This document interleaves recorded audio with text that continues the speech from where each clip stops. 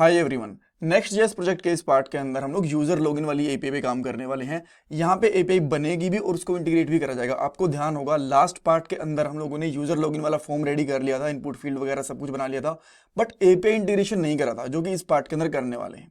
अगर मैं पॉइंट्स की बात करूं, सबसे पहले लॉगिन वाली एपीआई के लिए राउट बनाएंगे और एपीआई हमारी बनेगी। आफ्टर दैट एपीआई को कॉल करेंगे यूआई के साथ में। जो हमें एपीआई से रिस्पॉन्स मिलेगा उसको लोकल स्टोरेज के अंदर स्टोर करवा के रखेंगे। जो यूजर होगा उसको मेन पेज के ऊपर रिडायरेक्ट कर देंगे और पूरे लॉगिन वाले फ्लो को चेक करेंगे लॉग आउट वगैरह करके कि सब कुछ सही से काम कर रहा है या नहीं कर रहा।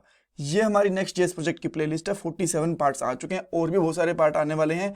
ये एक कंप्लीट प्रोजेक्ट है फूड डिलीवरी वेब ऐप वाला। सो लिंक मैंने डिस्क्रिप्शन बॉक्स में डाल दिया है, पूरी प्लेलिस्ट आराम से बैठ के देखना। अब कोड के ऊपर चलते हैं और सबसे पहले एपीआई के लिए राउट बनाते हैं। देखो लास्ट जब हम लोगों ने रेस्टोरेंट लॉगिन वाली एपीआई बनाई थी ना, यहाँ पे आप देख सकते हो मैंने लॉगिन और साइन अप एक ही राउट मेथड के साथ कैसे कर सकते हैं वो मैंने आपको बता दिया था, राइट। और मैंने आपको ये भी बताया था कि जब हम लोग यूजर के लिए लॉगिन करेंगे तो अलग अलग से राउट वाले मेथड्स बनाएंगे, राइट। सो यहाँ पे जब हम लोगों ने साइन अप वाला एपीआई बनाई थी तो उसके लिए ये वाला राउट यूज करा था, राइट। आप यहाँ पे देख पा रहे हो। तो अगर मैं अब लॉगिन के लिए एक और राउट बनाऊंगा तो क्या कर सकते हैं, यूजर के अंदर एक और फोल्डर बना लेते हैं लॉगिन के नाम से ही, और देन उसके अंदर एक फाइल बनाएंगे route.js। अब आपके पास एक क्वेश्चन हो सकता है कि यही इसी फाइल के अंदर मैं क्यों नहीं बना रहा एक और लॉगिन वाली एपीआई। देखो इसका रीजन ये है कि नेक्स्ट जेएस के अंदर एक एपीआई राउट के अंदर एक तरीके का एक ही मेथड हो सकता है, यानी कि इस जो राउट वाली फाइल है ना इसके अंदर पोस्ट मेथड एक ही हो सकता है।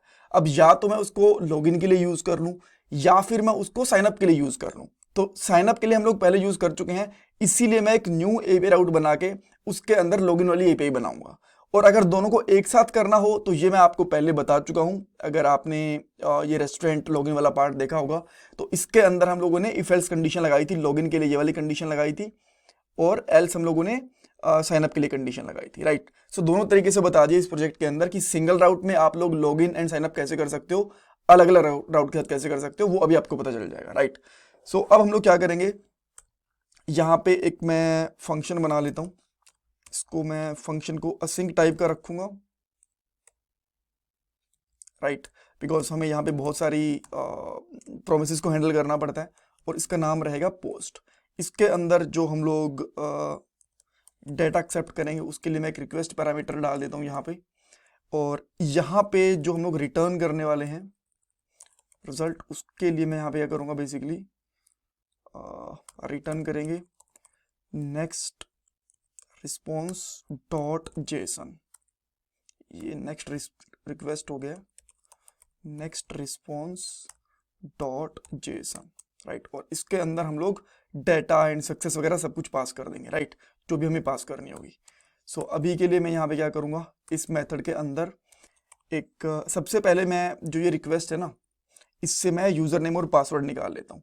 सो मैं यहाँ पे लिखूँगा कॉन्स्टेंट और इसका नाम रखूँगा मैं पेलोड। और यहाँ से हम लोग क्या करेंगे, अवेट यूज़ करके, बिकॉज ये जो रिस्पॉन्स डॉट जेसन है ना जो हम यूज़ करने वाले हैं रिक्वेस्ट डॉट जेसन, ये प्रॉमिस रिटर्न करता है। सो इस तरीके से अब जो हमारे पास पेलोड में डेटा है वो जेसन के फॉर्मेट के अंदर है। देन मैं यहाँ पे एक सक्सेस ले लेता हूँ, सक्सेस वाला वेरिएबल लेंगे, बाय डिफॉल्ट ये रहेगा हमारा फॉल्स, ठीक है, ये हो गया। अब हम लोग क्या करेंगे, मोंगोडीबी कनेक्शन बनाएंगे, यहाँ पे mongoose डॉट कनेक्ट यूज करेंगे एंड देन यहाँ पे लिखेंगे कनेक्शन str। और यहाँ पे एक और जो हमारे पास सेकंड मेथड होता है इसके अंदर उसमें पास करने वाले हैं as a object new use new URL होता है, basically use new URL parser, right. And then अब हम लोग क्या करते हैं, एक कांस्टेंट बना लेते हैं यहाँ पे जिसका मैं नाम यहाँ पे रखता हूँ रिजल्ट। और यहाँ पे जो हमारी यूजर वाली स्कीमा है ना उसको इंपोर्ट करता हूँ मैं। यहाँ पे फाइंड वन मेथड का यूज करेंगे बिकॉज हमें डेटा को मैच करना है। और किस किस के साथ मैच करेंगे, ईमेल के साथ मैच होगा एक तो हमारे पास, हम लोग ईमेल सेंड करेंगे वहां से।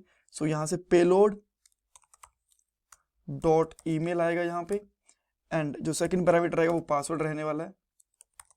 एंड देन इसके लिए मैं सिंपली यहाँ पे यूज करने वाला हूँ payload dot password, right.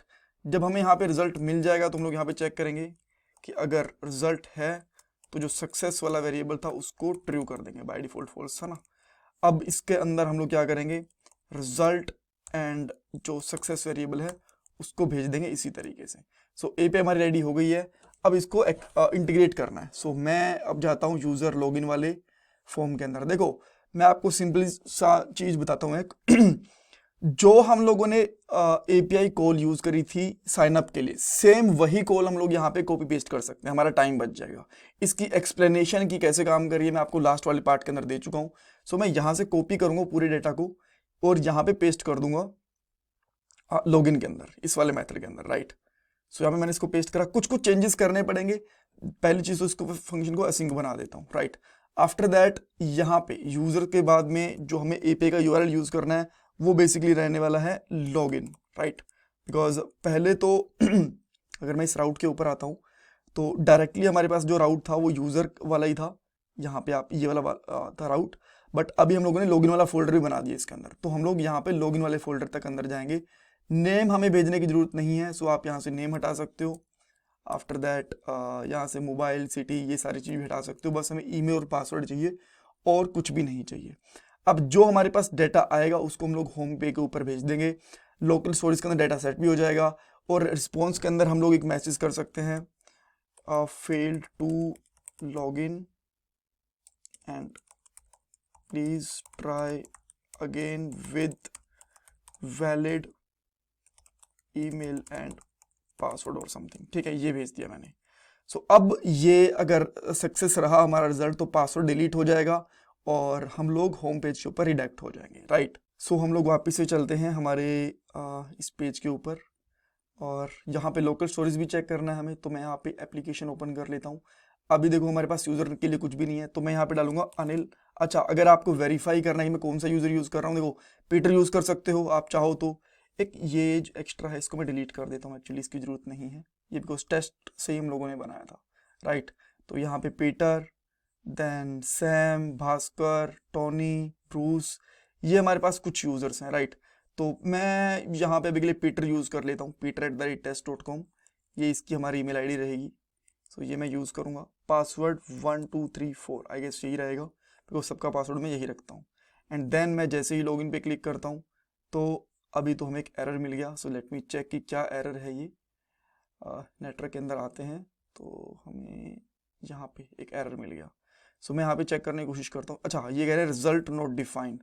Reason इसका ये हो सकता है कि पहली चीज़ तो ये है कि हम लोगों को ना इसको एज अ ऑब्जेक्ट लेके इसको ट्रू करना था हम लोगों ने यहाँ पे, राइट। सो पहली चीज़ तो यहाँ पे ये है।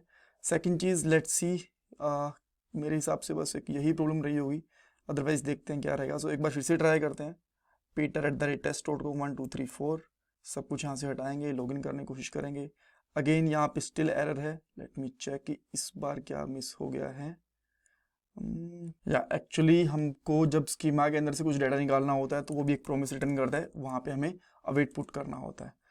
सो आई होप अब ये काम करना चाहिए, 2 बार गड़बड़ हो चुकी है। Then let's refresh it once and then हम लोग यहाँ पे 1 2 3 4 इसका पासवर्ड भी एंटर करते हैं एंड लॉगिन पे क्लिक करते हैं।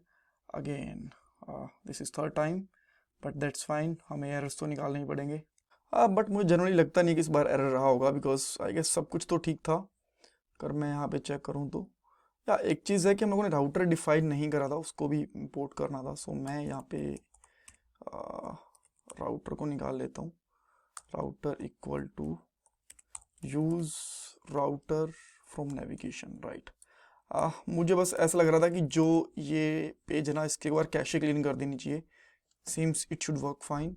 सो अब मैं यहीं पे फिर से पीटर वाले रिजल्ट को डालता हूँ and then 1 2 3 4 and let's see if this is working and let's clear over the data also.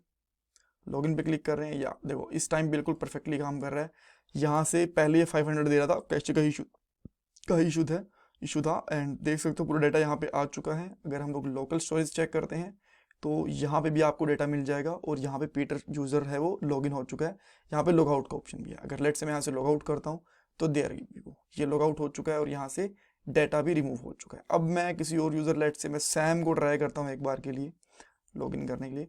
सो मैं यहाँ पे सैम डालूंगा 1 2 3 4, आई गेस पासवर्ड यही होगा। देन मैं फिर से लॉगिन पे क्लिक करता हूँ and see everything is working fine. User में सैम का डाटा आ गया है, यहाँ पे सैम का ऑप्शन है, इसको भी लॉग आउट कर सकते हैं। So that's all for this part. इसमें कुछ डाउट, कुछ कन्फ्यूज़न है तो मुझे कमेंट सेक्शन के अंदर पूछ सकते हो। एंड प्लीज़ चैनल को सब्सक्राइब करना, वीडियो को लाइक करना, कमेंट सेक्शन में फीडबैक देना बिल्कुल मत भूलना। ये आपके लिए फ्री ऑफ कॉस्ट है, बट इससे मुझे बहुत मोटिवेशन मिलता है। And this is my Paytm number for donation. Thank you guys.